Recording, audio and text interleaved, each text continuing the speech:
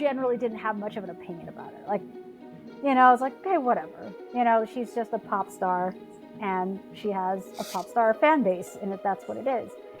But one of the things I did know, kind of latently, is that, the running joke about her is that if, like, for example, there was a whole thing that says if the Kansas City Chiefs don't win, then she's going to break up with her boyfriend and then write a song, like threatening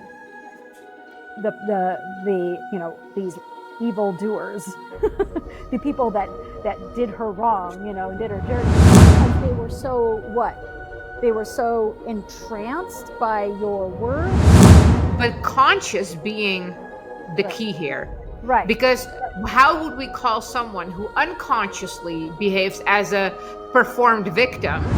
I do believe that at the end of the day, human beings and individuals are capable of behaving like you described your brother, right? Wait a minute, I have a few questions before I go and just go ape shit on somebody. Hello everyone. A little reminder, this is #Team No Delusion. Nothing is edited, nothing is polished up, everything is raw, everything is straight imported onto the podcast because I don't want to participate in none of that Hollywood nonsense. Everything has to look perfectly, everything has to look fake, everything has to look a certain way. So you'll get a little before we go into the episode. I've been having and receiving lots of requests on information like what are my offerings right now, what's happening, what will be happening. And as I am currently kind of aside from being in a rebranding, I'm trying to figure out and level up my own methods right now. So there will be another Dollar Academy, which is the money for 6 months. I'm currently practicing and working and refining methods for a discipline room, how to become a luck magnet.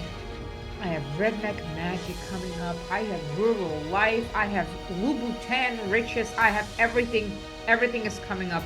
Be sure to be subscribed to my email list on thedollaracademy.com. And if you can't find it or if it's too much effort, just hit me with a DM and just give me your name and email and I'll put you there on manually myself. I have lots of good stuff coming, from tiny luck exponential magnet amplifications for like $9 to several $1,000 programs. So I promise you, I'm trying to cater to as broad as possible and I'm trying to get everyone involved. So yeah, get involved and I can't wait to see you in. It's your favorite opinionated legendary Amerislav and the one and only godly Diamond here at Fearless Wealth, Diamonds and Demons. I'm significantly feeling myself a little bit more now that I have a setup. There's still no studio, but the setup is already a little bit better than previously. So I'm all like, how are you? What's up? I'm fine. Not much. I've just been. Today was a holiday, so I just kind of relaxed a little bit today and didn't have to do very much. What holiday is it? It's President's Day. I don't know what that means. I don't either. I just know I'm not getting paid. You're not getting paid? No, I don't get paid for holidays. So I'm like, all right, cool. I'll just take the day off and chill then. What in the crack? I have a contract job, so I only get paid when I work. So. Oh, I see. Oh, okay. Then not so much crack, but okay. I see. Yeah. So. Anyway. You brought up an excellent topic to discuss for today. Yes.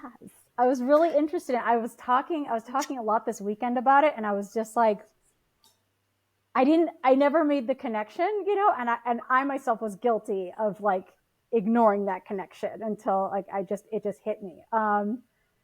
I've generally stayed away from the whole Taylor Swift thing. Like I feel like a lot of it was just the media, just getting all hyped up over her, and it's not really her fault per se. Like she doesn't tell the media, "Hey, catch me drinking my beers." It's just she's up there drinking her beers, and then you have to explain to this. I have no idea what you're talking about, even. Okay, so Taylor Swift is just as a pop singer, right? She's very popular. Right. So I know that, and she often wears Louboutins. That's the only thing I know. Yeah, I don't follow her in terms of like her music. I don't follow her on Instagram or anything like that. I don't follow her. I'm not, well versed in who she is. I know from time to time she comes up, no matter, I mean, and this is me not going out of my way to learn about her. So just naturally on my feed, I will just see people talk about her. And she's dating a football player from the Kansas City Chiefs. She flew in to see him. I mean, that's it. Like she's just but the media has made it so, has worked her up in such a, and her fan base is in such a frenzy over her and who her latest crush is and all that stuff, that it just has made the news. It's not newsworthy. Like nothing she's doing is any different than what anybody else does, like as a celebrity. So it's not like I can tell you that she's done anything particularly special from Katy Perry or, Britney or Spears or Britney whatever. Spears or anybody like that. So it's like she lives the life that they live. Like it, but for some reason it's become very newsworthy. So I can't explain to you why, other than Okay. she draws a particularly large crowd. Like she has a particularly large, loyal following. And Okay. that is something that people know. They call them Swifties, for a while. Oh, Yeah, they call them Swifties. And then it was kind of like for a while they were calling Katy Perry followers or, fan base, Katy Cats or something like that. And that was just a term that was given. Again, it's just because I've heard it. Like if it weren't for my kids telling me about it, I probably wouldn't have known. Like I'm right. that out of it, like, Right. okay. So I generally didn't have much of an opinion about her. Like, I was like, okay, whatever. She's just a pop star and she has a pop star fan base, and that's what it is. But one of the things I did know kind of latently is that, the running joke about her is that if, like for example, there was a whole thing that says if the Kansas City Chiefs don't win, then she's going to break up with her boyfriend and then write a song about it. Like, she's known for writing like revenge songs, about her failed relationships. So Okay. the running joke about her is that if you cross her, if you fall out of favor with her, she's going to write a song about you, and everybody laughs, right? But that's Right. but it's known. Like this is not like nobody knew that part. Like that's kind of like her reputation, kind of off stage. That's her reputation. Yeah. All the pop singers know this.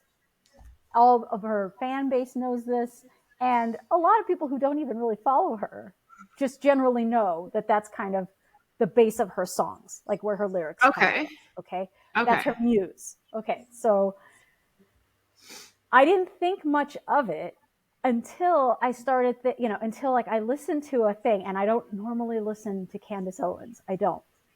It was put on me from YouTube, and I listened to her explain what the beef is with Taylor Swift and why she doesn't like her. And I was like, oh, okay, you have a strong opinion about a pop star. I'm like, I've never had one. Like, I'll say I don't like their songs. That's not my style. And then move on. Like, I've never really got into the gossip scene of them.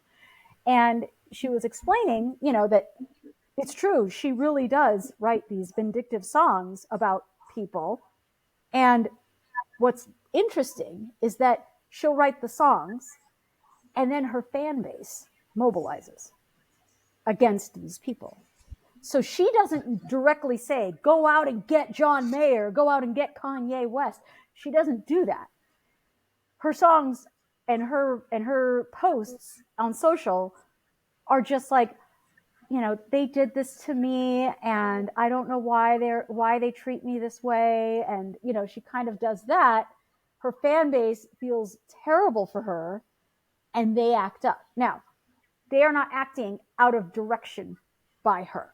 They are acting out of loyalty and fealty to her. So there's a difference, right? Like kind of like if you had an older brother and you came home and said, so-and-so stole my lunch money, right? You're not saying, go get him. You're just telling him what happened. Somebody took your lunch money, and your brother takes it upon himself because he loves you, cares about you, and wants to do something, drops his shit, goes out and pounds ass for that. Like he's just like, okay, I'm gonna throw down and I'm gonna have some words with this asshole who took your fucking money. Like that was him, right? Out of fealty to you, not because you told him to do that, right? So I get that, but that's the mechanism, is that she does not call for violence, and she's vague about who she's talking about, and yet everybody kind of knows who she's talking about because the details in the song kind of give it away, right? So it's like, okay, you can say you didn't use their name or you didn't call them out directly, but you still wrote the song. Like, and you still put enough deets in there to where it correlates with a lot of articles that are already being written about you, and people can connect the dots themselves. So, and her fan base is quite fanatical about her. So they start descending on these people, and like like in some cases, like threatening these evil doers, the people that did her wrong, and did her dirty. So, or who she has portrayed as having done her dirty, even if they technically didn't do anything. And that is, and that's what ends up happening. And as I was hearing that evidence, right, there was, I think Kanye West is one of them, where she said, no, he never asked for permission to use, to reference me in his song Famous. And then it turns out he did. And he has a recording, of it, the whole thing. And there's literally her saying, that's okay. That's not so bad. It's fine,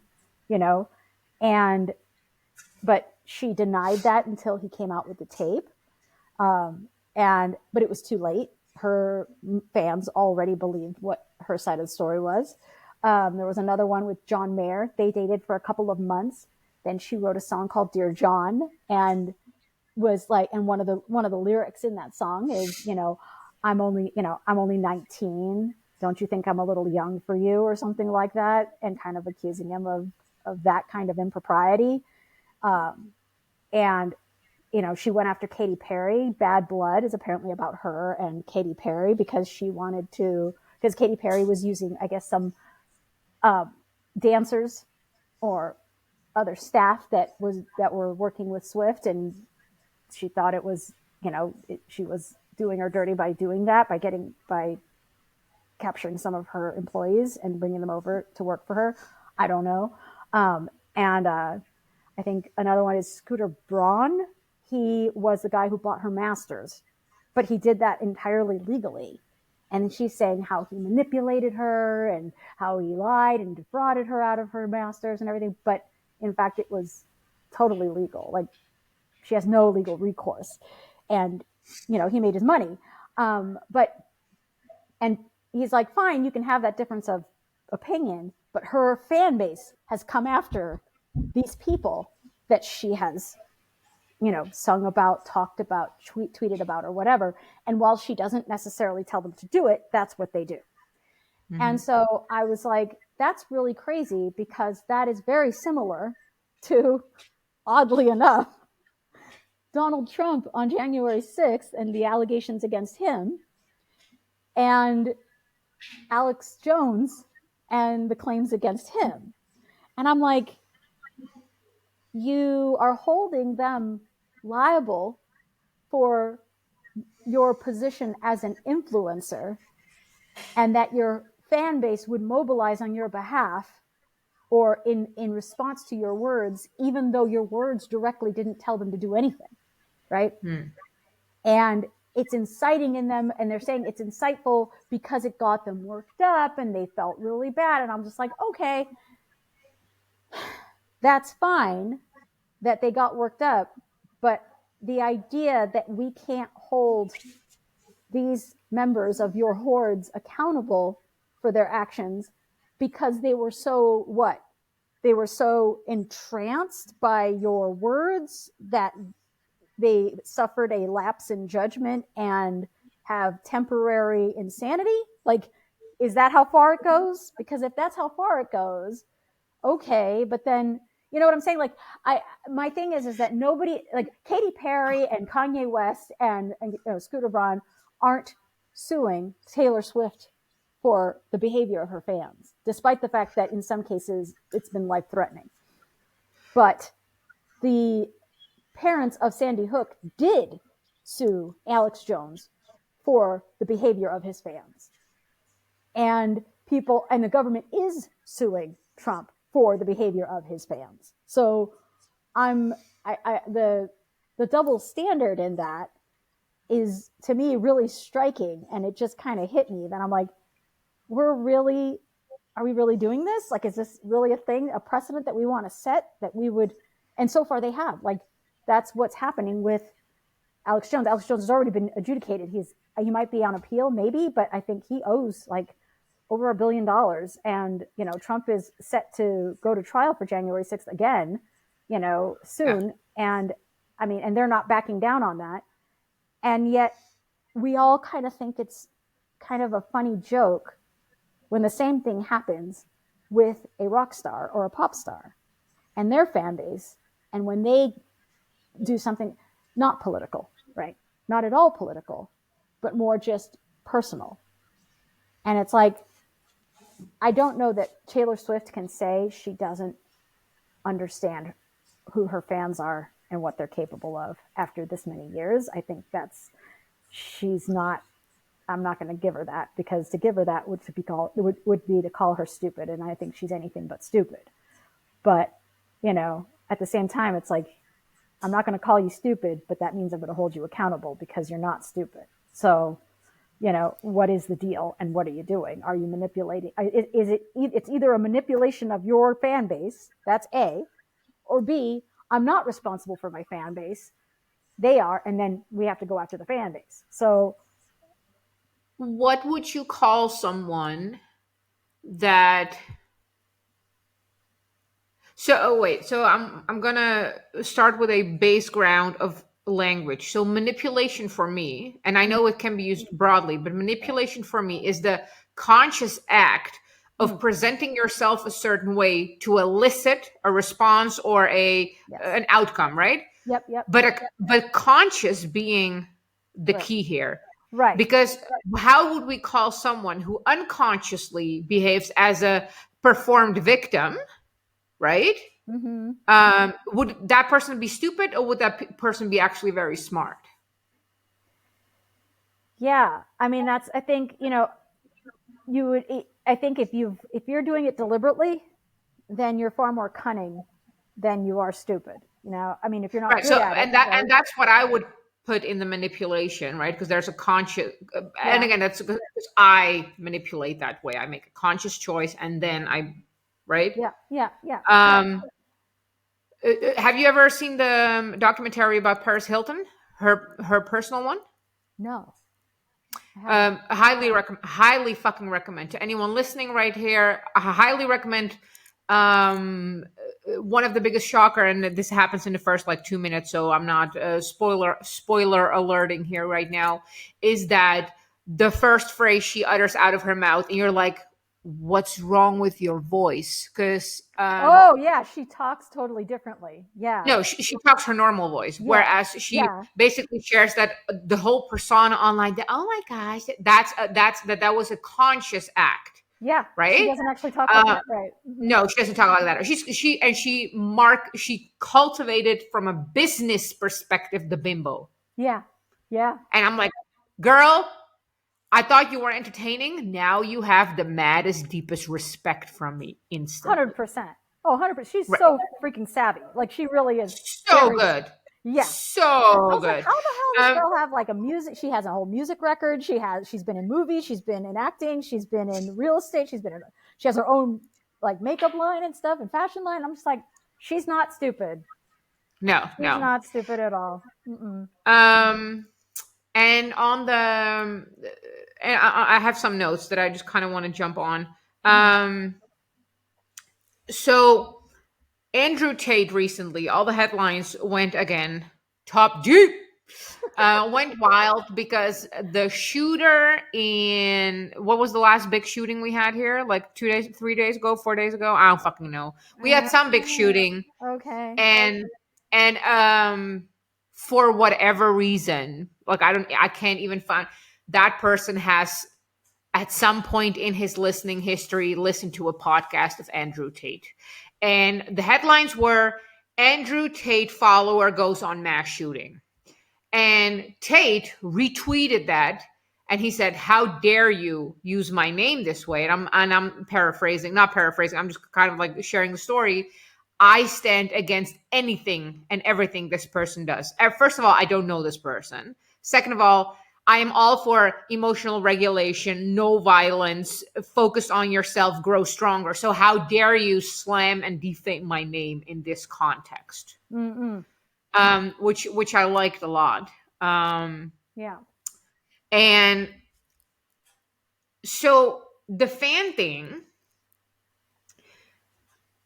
the American loyalty to celebrities in any version is a very new thing to me, because whereas, COVID was a great example. During COVID, all the celebrities will get a jab, and no, I'm thinking, and I'm like, where I'm from, when celebrities speak about non-celebrity stuff, the response will be, "Baby boo boo, go keep occupied with your acting and shut the fuck up about the rest of the things." And I promise we will jump right back into the conversation and the episode. But in the meantime, I would like you to hit the like, hit the subscribe, hit the share, and mostly get involved on my socials. Get involved on my Instagram, get involved in the conversation on Facebook, get on my email list. You know how much I have been, let's say it, ostracized and removed from certain spaces. So if my Facebook one day disappears, you won't know where to find me. So get on my email list on dollaracademy.com. Thank you so much. Meanwhile, snap a little picture of it, do a screenshot, share it on your Instagram, tag me. I will absolutely reshare, and any feedback and everything is possible. It's very welcome too. Thank you so much. Now let's go back to right. They won't be taken seriously. Um, that might have like it might seep through now that internet and like has grown. I'm not sure, but internet, we're still 50 years behind. But so this blind, so yeah, so for one, it would interest me whether, because Taylor doesn't seem like a dumb person at all to me. Mm. The example you use with my brother and my lunchbox, so the difference between a Taylor and my brother in the lunchbox would be that if I come home and I'd be like, someone stole my lunch money, my brother would be like, "I bet you were a fucking cunt. What did you do?" Okay. Because my brother has discernment, Right. right? And he would Right. first ask certain questions. Mm-hmm. And he would look at my track record of fights, behaviors, etc., Yeah. etc., right? Yeah. and Yeah. and my and my and my my relationship to him. Sure. So when you tell me that a Taylor, and I don't know shit about her except for she's looking clumsy as fuck, she cannot sing, she does choreography like a 2-year old, where like, and like her hands and body moves like she's combobulated or whatever the fuck. So I have no idea how she got this big. As a vocalist myself, she's not a good singer. She's not a good singer. Mm. She's like subpar, beyond mediocre, live and on record. But still, that doesn't. So there's something going on over there. But when you tell me that she has like a pun intended, a record history of singing revenge songs, Yeah. then for one, I would, as a parent, I would wonder what the fuck is my kid listening to, for one. Yeah. And two, um, a coherent, responsible adult does not have a track record of revenge songs with actual details to the person as a form of, I don't know, getting over people. I think I'm fine with like generic like vibes, but that there's something weird in that. So Yeah. why do we keep a Andrew Tate, Alex Jones, a Trump following accountable for their followers, and do we not do that with a Taylor Swift, Britney Spears? And I specifically put on Britney Spears in this because we have all, and I was fucking part of this, where we go down this extreme, right, where everyone's like, "Free Britney," right? That's been 12 years, and now we see her, and even the hardcore fans are like, oh no, we Yeah, fucking made a mistake, while yeah, simultaneously be like, okay, the conservatorship might not that might not have been kosher either, right? But right, clearly she fucking's off her knockers. right. She's not So, operating at 100%. Right. oh my god, oh my god, There's deficiencies. Yes. right? So No what did we mental not health. know? Right. Right. What Well, did I we don't. not know? Yeah, and I don't know what that is, but I think I think we started to. I think what ended up happening is that we started to. I don't know what it is. I will say that this doesn't bode well, and the reason why it doesn't bode well is because when you start to see the mobilization of large groups of people who feel a sort of fealty to an icon, a cause, whatever it is, you start to get that mob mentality, and people start to pick sides. Like it was like remember when the Britney thing was hot. It was almost like you had to pick a side. You can't just be like, I don't know. No, no, no, no, no. This is happening to her, and she can't just be somebody's, captive and hostage, and I remember the frenzy behind all of that, and I was Right. like, and I was just like, I legit didn't even know she was in conservatorship until like today o'clock. But okay, if you're saying that, I'm like, but also, what the fuck was Britney 2007 when she was shaving her head? Like, what was going on there? Like, can we unpack that a little bit? Because we got glimpses into her shit. And I'm just wondering if, like, maybe there's a different arrangement that could be made. Like, I don't Well, know. But, like, I don't know. And no, like for people, sure, for sure. and people Well, wanted you to pick a side, And I was right. like, Well, so the pick a side goes further back, because that's an American thing, right? You're right. the polarity of good and bad. That Mm, started like, and you will know this better than I am. That started with Coke versus Pepsi. That mm, started with football games like that. right. There's a depth in America, whether if you don't agree with something, you're the bad person, and Right. there's like a push narrative Mm, where everyone can bandwagon on to show how good they are, right? right. And this was Christina versus Britney, Sure. NSYNC versus Backstreet Boys. Sure. Meanwhile, they all come from the same, they're all under Oh, the yeah. same label, Yeah. same manager, but fucking fans and followers are going at each other's throats. Like fit, like literally, not symbolically, literally, right? So there's already It's something going on, manufactured. Yeah. right? So there's some that's But there's a difference between I mean, and I've seen the fanaticism of team cheering, at its height.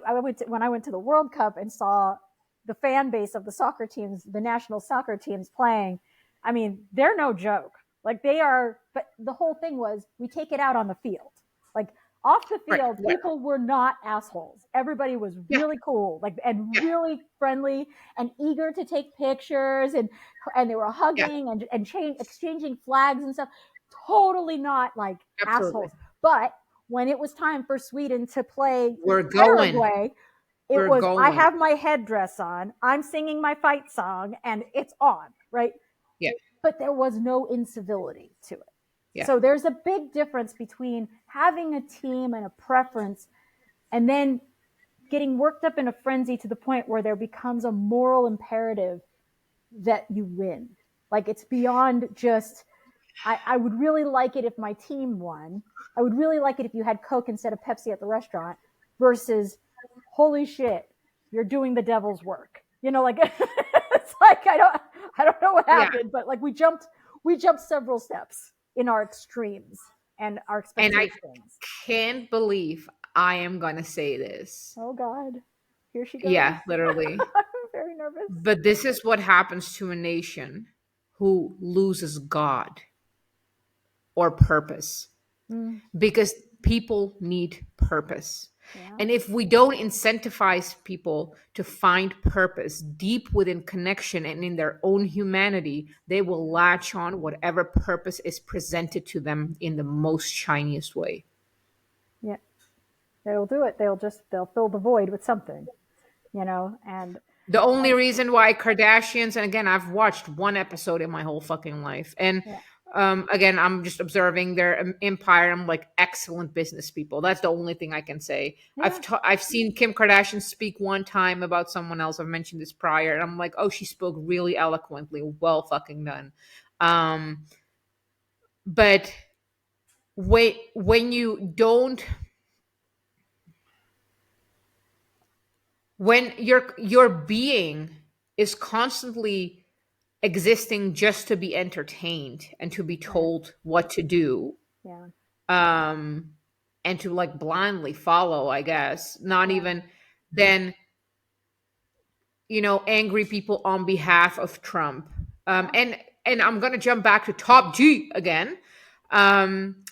Tristan, his brother, recently spoke on this publicly, that they were specifically using someone's name and they were sharing an opinion about that person. And Tristan said that he literally did this. I want to pause everyone for a second. Do not fucking go after this person or spew hate or comment on their shit just because we are exchanging opinions about this person. It's not an invitation for you to elicit or act upon or on our behalf. We do not need y'all internet people to act on our behalf, which was a Right. very smart thing to do, first of all. But shouldn't, like, that shouldn't be necessary, right? But That's here we are with you need a acceptance of disclaimer. reality. Right. I need Right, to with now issue a acceptance of a disclaimer. reality. Yeah. Um so And I think that, well, I think where this starts to get, I mean, right now, what we're seeing is that this is happening a little bit in the entertainment area. It's happening in the political area. And what you're seeing is, I think, a sort of coalescing of people. If this starts to swing really hard, right? What you'll end up with is large groups of people versus large groups of people. And where that becomes problematic is that is essentially the definition and the underpinnings of a civil war. So 100%. that is, I mean, no, and to be fair, during the Civil War that we had in the United States, it was not called the Civil War. It wasn't called the Civil War until it was over. That's when it was called. That's the same with the Holocaust. It wasn't called the Same for Holocaust. Holocaust, I was Right. about to say. Right, Right. right. It wasn't called that until retrospectively we looked at it and we're like, holy shit, that was a Same for Holocaust. communism, and Right. the genocide that Correct. Stalin and the Soviets did was Correct. called a genocide in hindsight. In hindsight. So so the thing is recognizing what this is and what is brewing and where this could go is important, because we already have retrospectives. We already know what they look like in Right. retrospect. And if we can't recognize those symptoms going into the future, we're in for a pretty crazy ride for the next several years. I think at the end of the day, though, when it comes to that kind of liability, right? It's true. I do believe that at the end of the day, human beings and individuals are capable of behaving like you described your brother, right? Wait a Yeah. minute. I have a few questions before I go and just go ape shit on somebody. Tell me this. I need more details. I need more of this. Well, and Right? on top of that, Mm. the fans, and this is a really important thing that has cultivated in Americans, like this victim versus hero versus rescued triangle, right?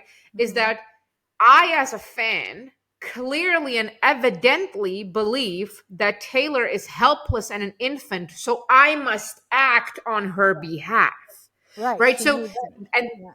right. And that's a problem. Right. As long as we keep infantilizing each other, Right. as a culture, and Mm. politics is a great example. Politics has become entertainment. Right. Politics is not politics anymore. Right. Politics, because actual politics is really fucking boring. Yeah. Actual politics is endless texts of bills and rights and laws and more bills. And it's very complicated language. Regulations And and it's yeah. just sitting in a hearing for like several hours. And you're just sitting at people sitting. Yeah. You're just looking at people sitting. Like, Right. that's politics. The Yeah. fact that we have such shiny politics in America shows that it's not politics. That's entertainment. Mm-hmm. Yeah. No, I think there is that entertainment piece, for sure. But I mean, slightly related though not entirely. So just to kind of give you, kind of just zoom out a little bit, right? So you're aware of all the farmers' protests in Europe, Oh yeah. obviously, Oh, 100%. and you remember the truckers' protests in Canada over the vaccine mandates, right? Mm-hmm. So then the adjudication comes down for Trump on the fraud case in New York. Truckers are now in the United States boycotting New York. They won't take jobs to deliver to New York. Okay. Mm-hmm. So there's large groups of people, again, mobilizing or withholding their services or themselves from society and actively denying certain things in response to these things that are happening in the world, right?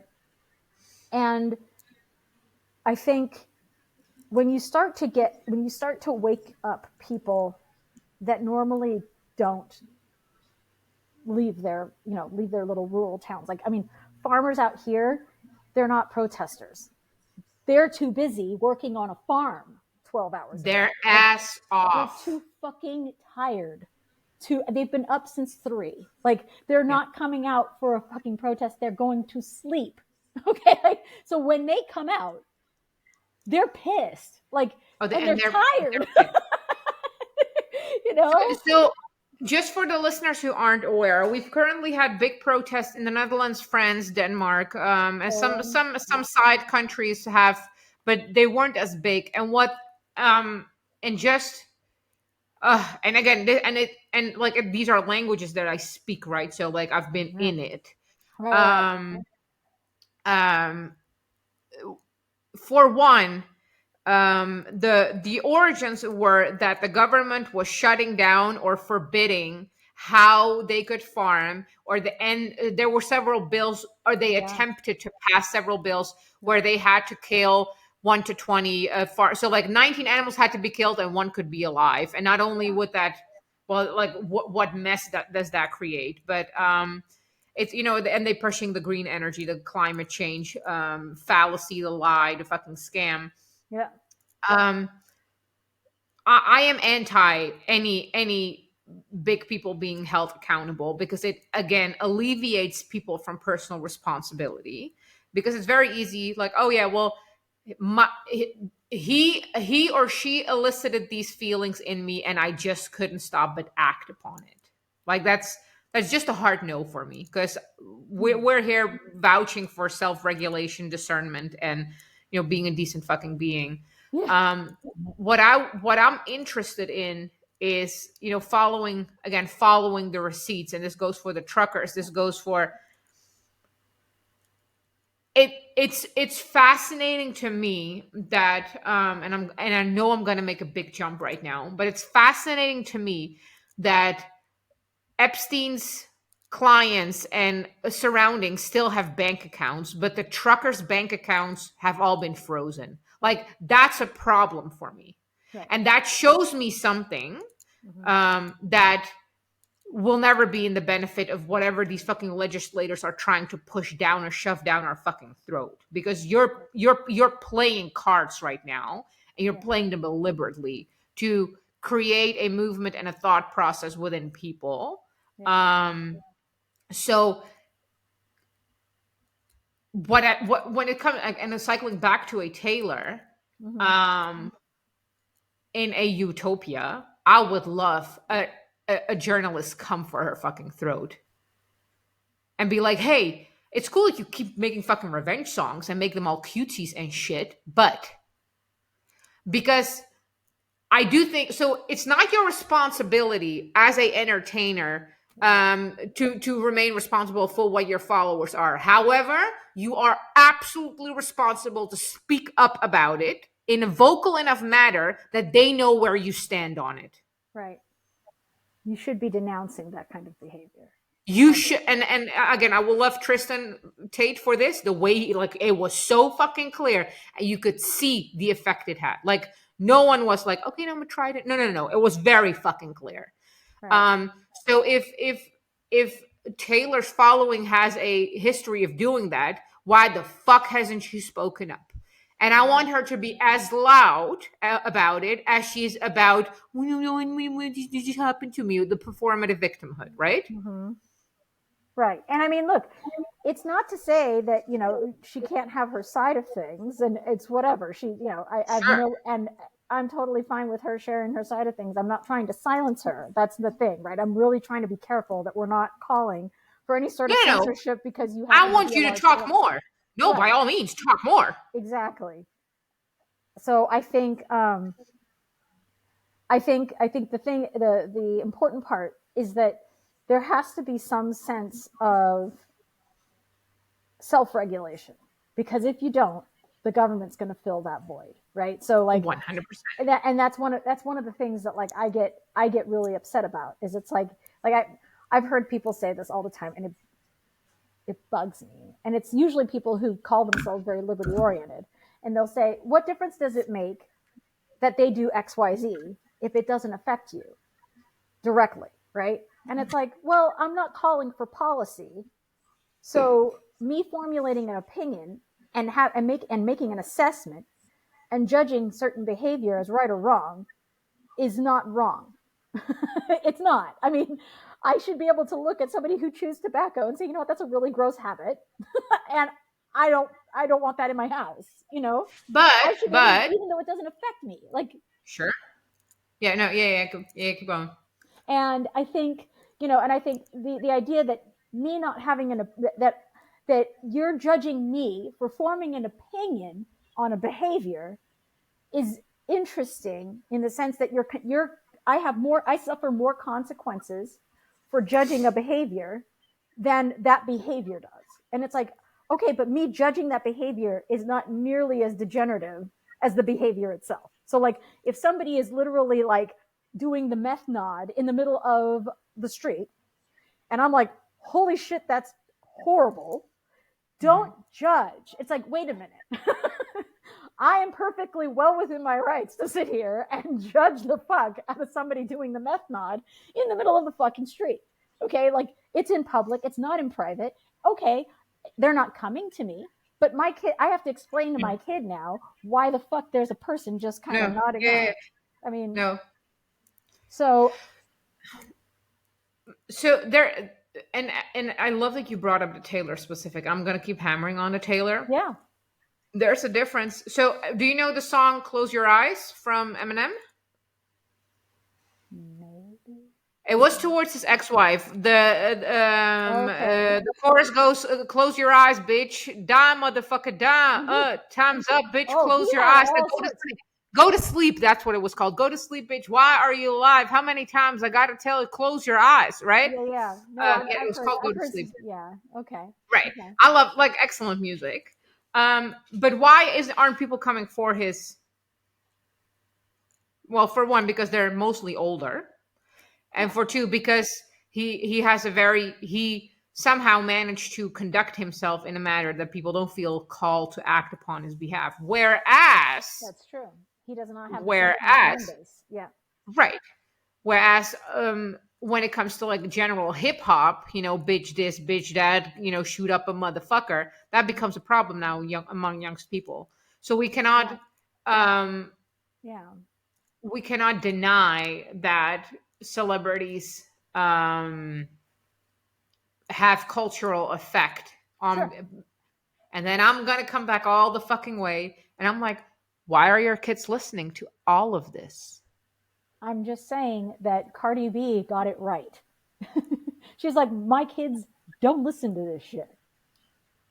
There it is. Solve the The, problem. the, the kids of Snapchat creators do not have they don't have Nope. smartphones. That's right. Zuckerberg's kids don't go on Facebook or Instagram. They're not allowed. Steve Jobs didn't get his kids Nope. an iPhone. Yeah, the So CEO my of Eminence, yeah, doesn't right. use his So stuff. Yeah. yeah. So Kelly, do you mean to tell me that we're up in here sitting on our high horses and thrones of integrity and discipline and our fa fa fa fa fa and calling upon people to actually parent? Right. I mean, Oh yeah. I mean, shit. Well, I mean, especially Taylor Swift's, right? Taylor Swift's fan base is particularly young. Like But it that's is, my point. yeah. So it is like, so Why it's is not like, your kid? Why is your kid just wild on the internet? right. Why, and Why why, does any of the kids get to be on Twitter, wherever the fuck they are, and just yeah, spew comments? yeah. Excuse you? Nobody's asking you. Yeah, nobody's asking you. Nobody wants to hear from you. Where are these parents? Where are Yeah, these? But I keep saying, even when you see what the younger generations are doing right now, I'm like, the question who's raising these kids would be a wrong questions, because no one is raising the kids. right. No Where one has are the any of the parents? kids. Yeah, Well, the parents are they're probably also too occupied scrolling too much. yeah, yeah. There's a good chance of that, and they're probably, and to some degree, they're probably, going right along with it. I mean, it's a, it's not like they're impervious or immune to getting swept up in this sort of frenzy as well.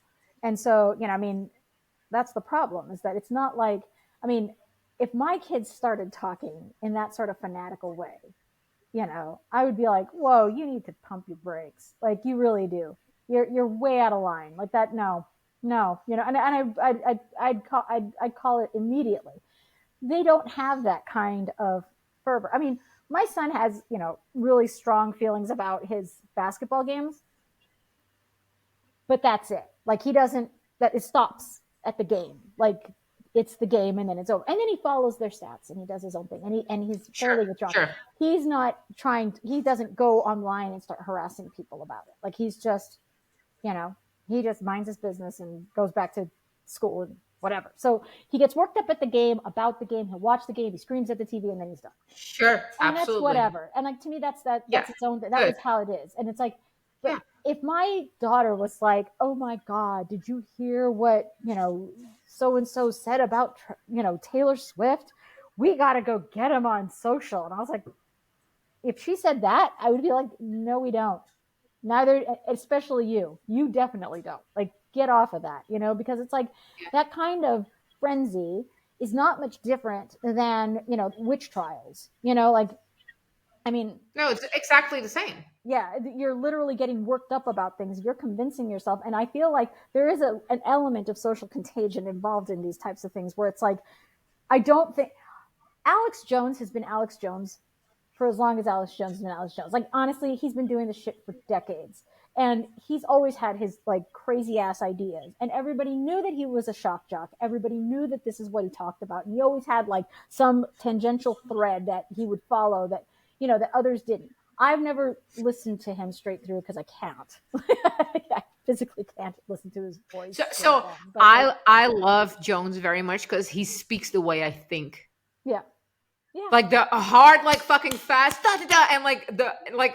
I've been able to contain it, and I had to learn. But I love the way he speaks because that's how my brain naturally works. If it weren't for filters and having so much information and trying yeah. to digest and converse that at the same time, I'm that's not why I like. angry at what he says. Like, I'm really not. Like, I No, no, feel no, like, no. and I think, and for me, it's just like, good for him that he found an outlet to speak his piece, and that, and he's probably saying things that other people have been already thinking.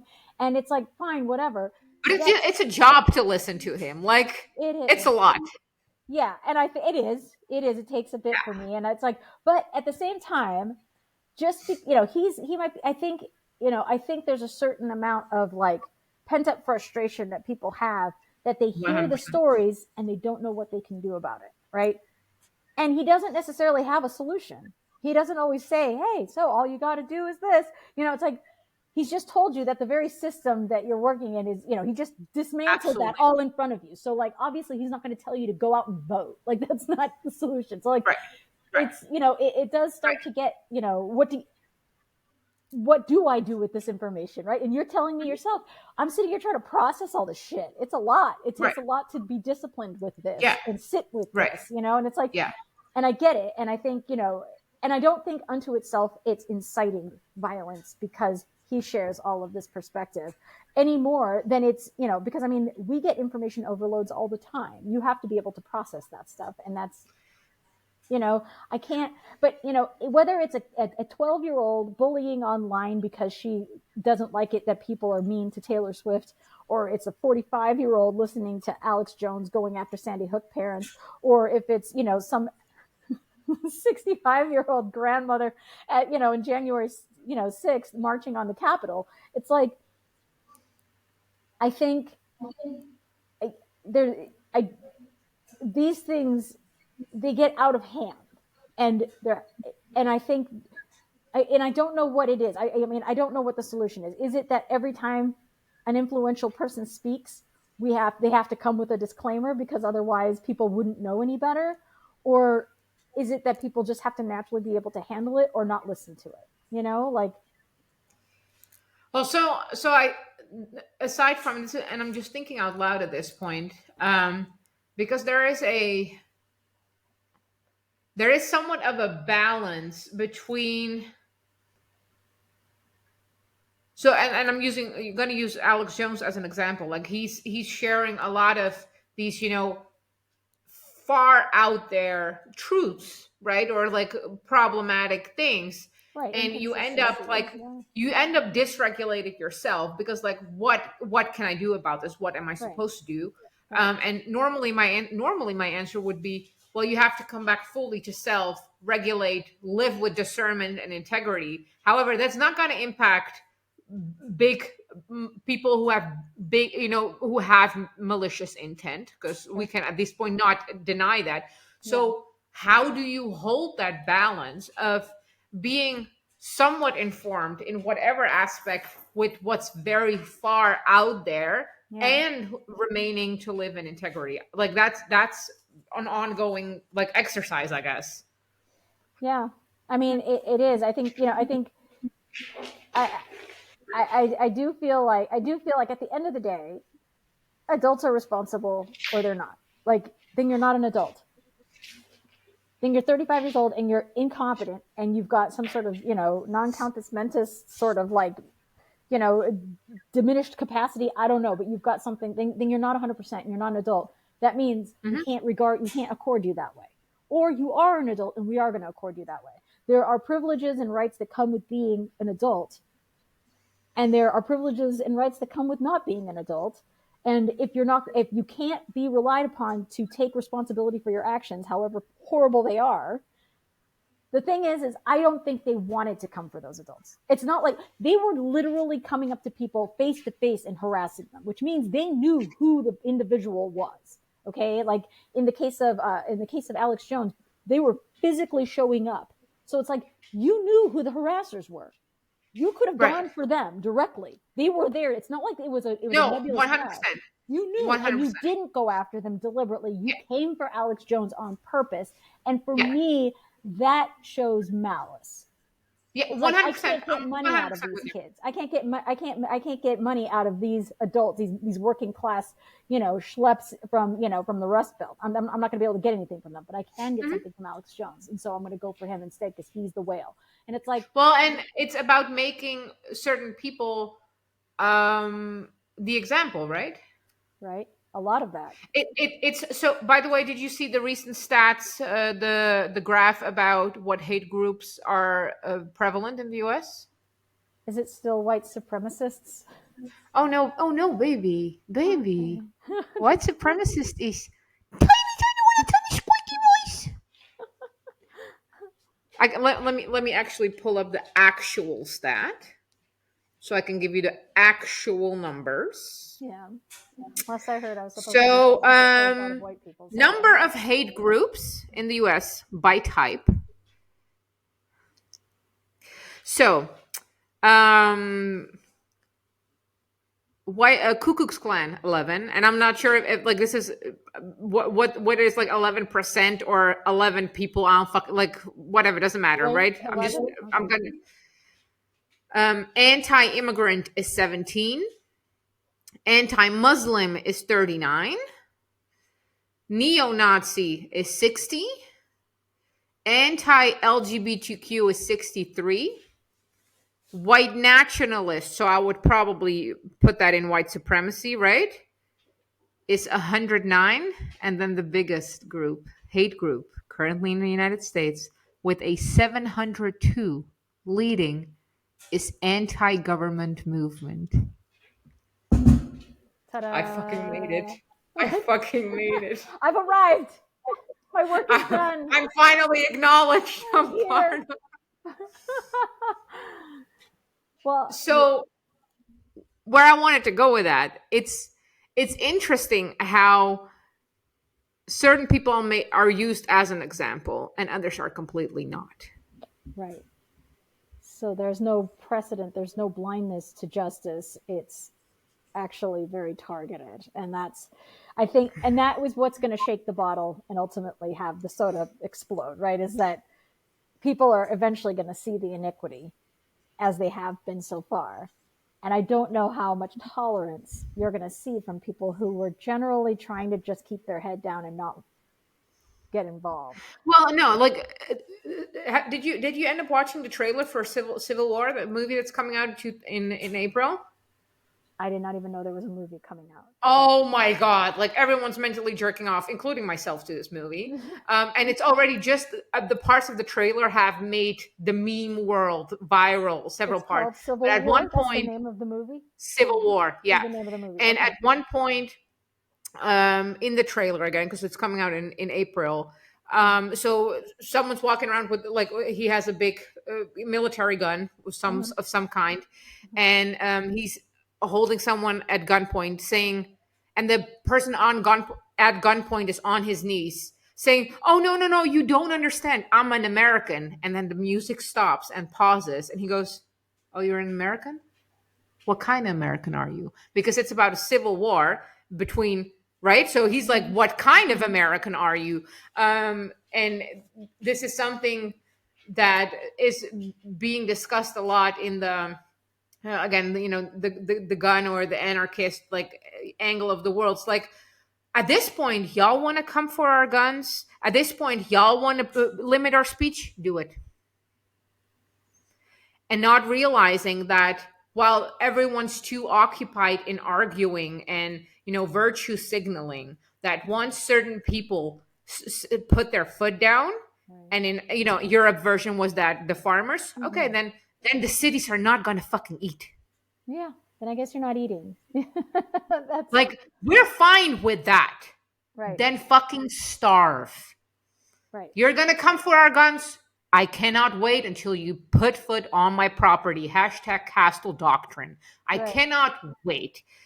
You want to make sure that I can so this week I made a video on TikTok saying you don't you're not depressed, you're not neurodivergent, you just have TikTok brain and you don't have any discipline. So Oh, it got flagged and removed for inciting violence. of course. You can't So Twitter. that's Yeah. okay. Yeah. You want to perceive like me stating my own opinion as something as violence being done upon you? Okay. But that's what's By all in, means do it. but that's the interesting part is that you're nobody reads your posts and then decides I'm going to go out and kick some ass. Like, but at the same time, nobody holds Taylor Swift to that same standard. That's the thing. Is Right. it's like so. It's interesting that, and she has far more influence, right? By like orders of magnitude, and it's just and I think at some point, it does come back to that. It's like if this keeps up, where we say, okay, I'm not going to treat you justly, I'm going to treat you different than I'm going to treat them, and you start to amass a following, it's going to work them up. It just is to watch it happen, right? Hmm. It does. I think there's a general thing in our humanity where when we recognize that things are unfair, and it's like, look, I play by the rules. I did what I was told. I kept my head down. I got a job. I did all the things, and you're still doing this shit, and you're taking my tax dollars and you're just flushing it down the toilet on frivolous fucking lawsuits, and you're doing this. At some point, your story becomes one in many stories. And I think that's what ends up happening with people like Alex Jones and Trump, where it's like, Trump honestly went out of his way to say to march peacefully and patriotically on the Capitol. He never called for any violence. And, and he said, but we want our voices to be heard, is what he said. And it's like, okay, but you understand that they're already at their limit. Like, you're talking to a group of people. And I don't know that Trump necessarily knew that. I don't think he did. I think everybody was still kind of like, oh, let's figure out what's going on. You still have some things you can do. Maybe, you're going to go through a protocol, but people are at their limit. And I don't know. I mean, I'm really curious as to what's going to happen this year. Like, my bingo card is wide open.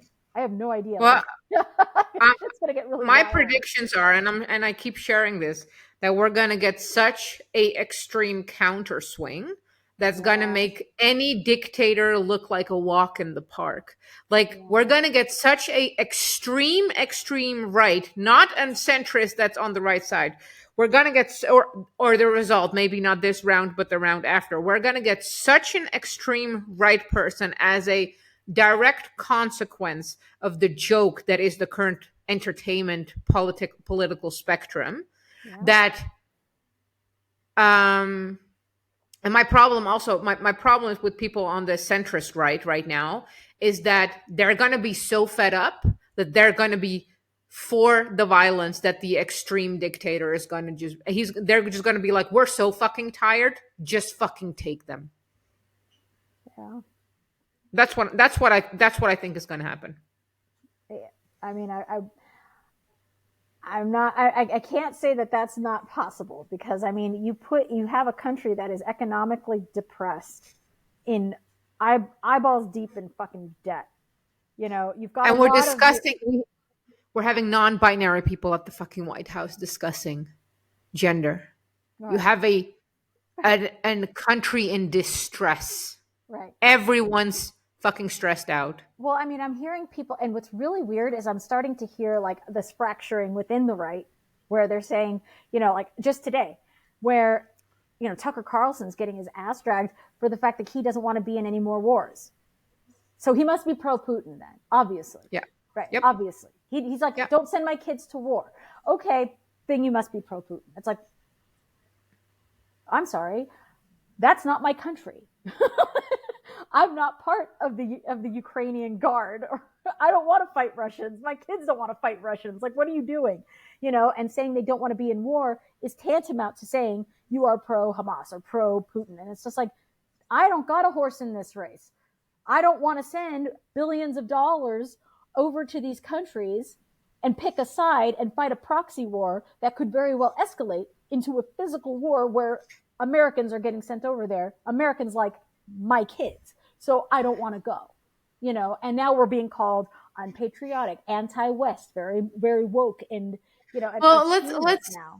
The fact that we have, and it's such a combobulated situation where the so virtue signaling left is now calling for war and protection between Ukraine and, well, first of all, none of these leftovers are going there. I'd be the first one, I'm anti-government, I'm anti-policies, but if we ought to implement some policies, let's do a fucking sweep on Twitter, and everyone's who calling for war, you're going there.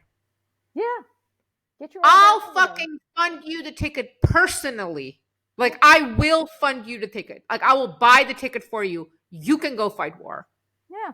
Go do it then. I mean, that's what RFK's son did. He dropped his shit and went and fought over there. And it's like, I ain't mad at you. Do it. You put your money where your mouth is, and that's fine. Whatever. But this idea that we're now like we oppose, it was a weird thing. I heard Konstantin Kisin, of all people, talking about how anti-West it was to be anti-war. And I was like, I don't think you understand. And he's like criticizing Tucker Carlson as, being like this. Yeah, he's like sold out for Putin or something. And I was like, it was his first time in Russia. He was being a tourist. I literally was just like that when I went to Thailand. That doesn't mean I'm like, yay, Thai. No, Thailand's got some really fucked up shit as well. But I had a great time. Like, there were a lot of novel things that I thought were beautiful and wonderful. And I'm perfectly capable of holding both ideas and saying, okay, but now I'm excited to go home. Which he said he was. He's like, and I was excited to come back home, and I'm American. Well, and people are somehow confused about because I've seen several footage of him, and he conducts himself in a very humble manner. And I'm like, and everyone's like, well, why does, I'm like, are you who raised you? If you come into my house, regardless if you disagree or agree with me, and you start fucking raising hell, you're gonna get kicked out of my house. Correct. That's same with the country. Like the fact that, he being in this country, he's being very polite, speaking to everyone, and that somehow translates to him being pro Russia. I expected better from Constantine. I'm not gonna lie. He was real, but he's so fucking sold out for Israel and sold out for Ukraine. Like, and it's like, and he thinks that, it's our moral obligation to be there. And I was like, no, I said, I don't think you understand that the underpinnings of the United States in particular is non-interventionism. That is our heritage. Our heritage is non-interventionism. We fell off the rails. Our first principles is not to get involved. We should have been Switzerland. Okay, Switzerland is more American than we are right now. And we need 100%. I said, that's who we should have been. And instead we got involved, and we keep getting involved. And then we wonder why the fuck everybody's all frustrated. It's because they're watching the money that would have been here go abroad. And it's like, nobody wants that anymore. And it's like, it's strange. Like, I don't know, were you watching Unheard or were you watching Trigonometry? Trigonometry. Okay, I was listening to him with Freddie Sayers on Unheard, and he said the same thing. So it's like, but it was weird because he called them woke. I was like, there's nothing anti-West or Marxist about abstaining from wars, bro. Like, that's why I'm saying it's discombobulated right now, where it's in different like, yeah, and it's like there's this weird overlaps. yeah, I it is, and there's a lot of fracturing within the right that are like super warmongery, and then there's people who are like, no, that's not my shit anymore. Like, I was into that, and now I'm not. I'm off that, and it's like, and so you're seeing, and they're pro freedom, and then very much pro regulation of schools, right? And then you get like some weird shit. Like, it's just like there's no cohesiveness anymore. It's all over, which was characteristic of the left. Yeah, prior. They were everything that wasn't. They were just like anti that. Whatever you are, I'm against it, and that was their kind and of. This is my point when it comes to the binary aspect that we're dealing with in America right now, because traditionally I was of opinion that centrist and centrist right and the right was the somewhat decent, clear thinking. Perhaps there was some leadership. However, the right is now constantly only responding and reacting to the left, which is not leadership, right? Which is not living, because living is not constantly reacting. Right. Living and leading is probably even completely ignoring the conversation and holding your own conversation and subject and topics. Right. Yeah. I mean, there's no leadership. There's no, I mean, and the idea that, like, people are saying, well, maybe we can agree to disagree. And it's like, I don't know that that's really true, because I feel like war is kind of a deal breaker. Like, that's one of the bigger tenets. We can disagree on a minimum wage and nothing happens. But if we disagree on war and we go to war, my kids are going to get marched off to war. And I'm not willing to agree to disagree on that. Like, that's not a thing. So it's like, these are bigger issues, and they're being played down, which is weird. Mm-hmm. Like, and I feel like it is. Well, yeah. Like, you heard even on the. Go on, sorry. Oh, I was going to say, in Europe, remember when the way they were talking about how this is, the whole situation in Ukraine and Russia is good because it's the Ukrainians that are dying, and we're not sending any of our people. Like, it was really, I mean, that was a striking thing to hear. And I don't remember who it was, but it was somebody from like the WEF or the EU or something like that. And they were speaking about this, saying how great it is that we're not in the war.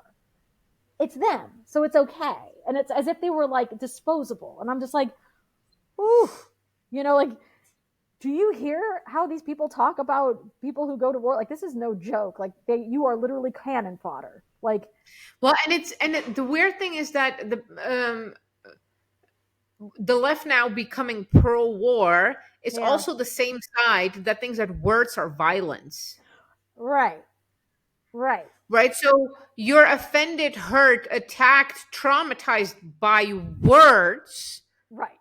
but you're calling and endorsing physical, and that, like, war is beyond physical violence, right? That's a Right. scale of physical violence that, like, beyond comprehension.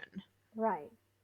And So, you're anti-gun, but you're calling for war, which right. is beyond any AR Right. that's a single shot, right? So there's Right. this weird fucking thing going on, and I'm like, It's really irreconcilable. Like it's hard. There's a lot. There's just too like there's things that are happening at the same time where you're just like it's not sustainable or tenable that they continue to exist together in the same world. Like at some point they're going to hit and there's going to be a collision of logic that ultimately explodes and because it's like these two things can't be true at the same time. So something's going to so give. let's so give me some so let's play it out. Civil war happens, and obviously we have different groups.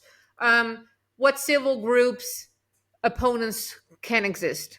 Okay, so the anti-gun versus the gun people, which is a that one's going to end real So quick. it self solves. Yeah, it solves itself. That's a diagram, that's a cycle, that's a circle that Yeah, solves itself. yeah, Okay, which yeah. ones do we have more? Well, we've got the people who think that there's immigration. There's the whole immigration thing. I mean, there's just a lot happening with that because there's the immigrants themselves.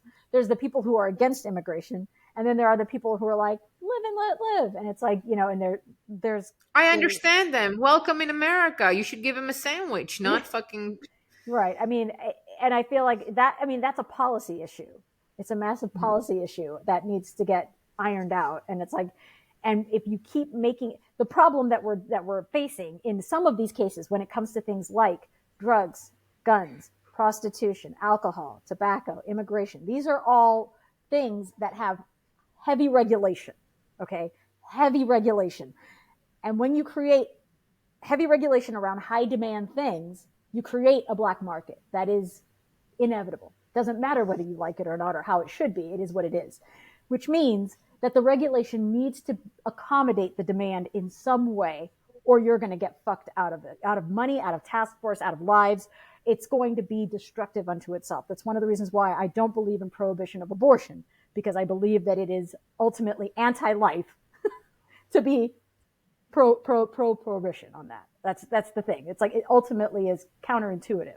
So if you have the high demand, then you need a way in which to at least have visibility. Because if you don't, it's going to drive into the shadows and you're not going to see it. And it's just going to keep biting you in the ass. I'd rather know that my enemy is here. I see his face and I know he's a racist and I know he's an asshole and I know he's this, he's a thief, he's whatever. I'd rather see him than not. I'd be terrified to know he exists in the world and I don't know where he is. Like that's Right. worse, right? So And I'm going to use an example that I'm repeating myself ad nauseum right now, but yeah, in one of the celebrations or one of the meetings we had in Arizona, when I lived in Arizona, I was introduced by um, there were a lot of new people, and there were a lot of, like, the traditional classical Republicans. They were old, like 78 years old, right? okay, yeah, And our people did the introduction on me, did, like, the synopsis about me, and the traditional Republicans kind of, like, observed me, and during the day and at the end of the day or midday, they were like, well, we disagree with how you look, we disagree with what you stand for, but we do respect how far you gotten and what you are right now. And I'm like, fucking here for it. We shook yeah, hands yeah, and clarity. yeah, Love it. yeah, Love it. yeah. I think the idea of, I think there is that lingering imperative that says that we have to pick sides and we can't accommodate the plurality, right? But pluralism inherently means that you have to be self-regulated. If you can't regulate yourself, then something else is going to regulate you instead. So like you've got to decide which way you want it to go. If you want people, like when I was growing up, for example, this was something like Chris and I were talking about. It wasn't just our parents that would call us out. Other people's parents would call us out. Oh yeah. You Oh fucked up. yeah. Oh I'm yeah. walking down the street and I'm doing some stupid shit. It was the neighbor would be like, did Oh your yeah. dad know that you're doing this right now? Let's go find 100%. out. Like when you're in a restaurant or supermarket and right, you're trying to throw a fit, right. like the people will get involved. Used to, right. So it used to We're be used to that way back in where the day. we used to self-regulate. I didn't need a law, right?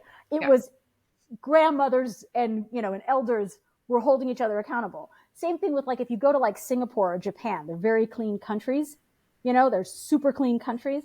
The laws for not littering are more for foreigners than they are for the residents because it wouldn't occur to them to litter.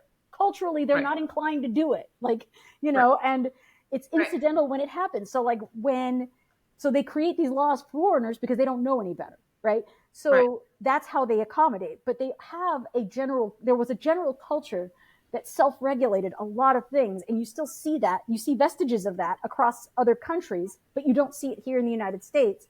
We have literally outsourced our own discipline now to the state, Woo! right? So now it's like, Yeah. fuck my entire life. You're waiting for the biggest moral hazard sitting in Congress to regulate you now? You understand that's going to come. There's nothing good that's going to come from that. Nothing good's going to come from that because he's basically going to say, whatever it takes for you to vote for me is what I will ultimately allow. Right? So he's for sale. I just don't know that that's the path forward. So, I mean, are there groups of people that will emerge over these issues? I would say immigration is a massive issue. I would say foreign aid in general, regardless of wars, is a massive issue. I think, taxes are eventually going to become an issue and regulations and fines and fees and all that stuff is going to be So an I, issue. I don't think the tax one will be because I think that the leftovers are too obsessed with the big marketing of taxing everyone fairly, not realizing Maybe. that it's going to result in that those who are taxed fairly, and I'm using air quotes for the listeners right now, they're just going to move their corporations to different countries. Fair enough. And it's going to have such an impact on the finance or the lack of finances in the US that Yeah. it's going to be long. Again, the beast is going to be too big. Right. But that's the but problem is but that in the it moment guts it's going to middle. be But it ultimately guts middle America because all of the working class people are losing their jobs to this, right? That's what ends up happening is that when you had Mhm, NAFTA, right? NAFTA opened mhm. up trade between Canada, US, and Mexico, but they were holding Mexico to different standards, lower standards than American Yeah, standards, and so it became too expensive for us to compete. We lost the business, and now we're going offshore with our own yeah, manufacturing. At some point, that will, I mean, so you keep doing that and you keep putting pressure on people and people who were working and now they're not, you're debasing your population. And I mean, there's only that powder keg can only go for so long. They're not going to be able to take that for very long. So, whether it's taxes or regulations or whatever it is that drives these companies out, ultimately the people who suffer are the people who had the jobs at one point, and right. that's the ultimate loser. So, you know City versus rural, who's gonna keep standing? oh, rural, Okay. the city's going to be fucking Mad Max, you know 2 days max. yeah, and the rural is going to be more like NASCAR. It's just gonna, we're it's just going to be a we lot of just cars, grab the beer right. or a cider and we're just kind of That's watching the right. city burn in distance. That's right. that It's little not that little light in the distance, not a mountain fire, it's the city burning itself. right. You don't know. Yeah, I mean, they know their terrain far more than anybody else. You go. I mean, the government trying to go into like rural areas is like them trying to go into Vietnam. It's like you had no idea, or like Iraq. You don't know the terrain. They do. Now, before we end the episode, I am confident that you wouldn't just leave without hitting like, without hitting subscribe, without hitting that share button, right? You want to do that to me. I'm up in here connecting with people, wanting you to be a part of the conversation, and you would almost leave? Come on. They know their hills. They know their mountains. They know their farms and cornfields. You don't. So like, don't pretend like you can just come in and start picking people off. That's not a thing. Right, and what and I want to be cautious with sharing the story because I'm on an undisclosed location, Right. but the local sheriff is first of all local, Hmm. right? Because again, population 285. There it is. So the local sheriff is local, and he has made several public statements that he during COVID he was like, we're not enforcing any of these laws. Not going to happen. So even like on a grand scale, if you would have any law enforcement that would come, like it would have to come from the city. In my specific case, there would be just one roadblock. Like we would just put two rocks and a tree on the road, and like the access would be denied. Right. Access denied. Good luck. Yeah. I mean, So yeah. yeah. I think the rural areas are going to leave it alone just because there's more numbers to be controlled in the cities, you know? Yeah.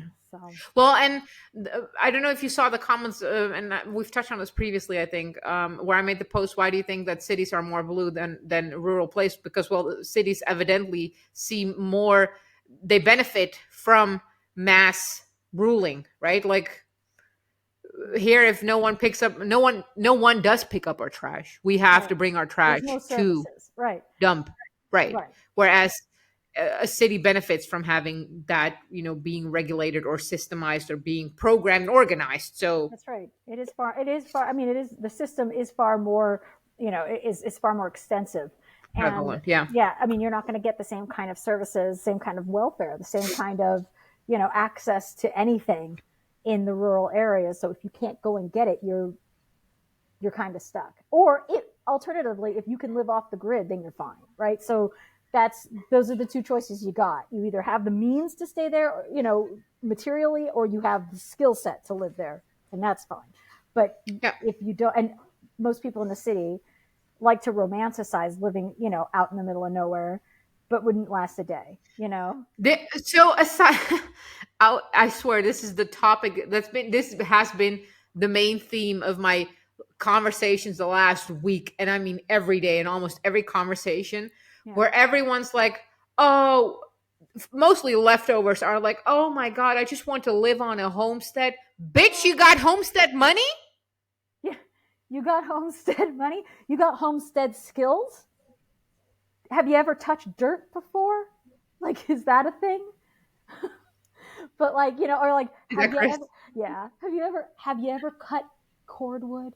Have you ever shoveled a driveway? Have you ever killed a pig and skinned a cow? Yeah, have you ever drained it? Like, have you ever dressed a deer? Like, I'm just curious.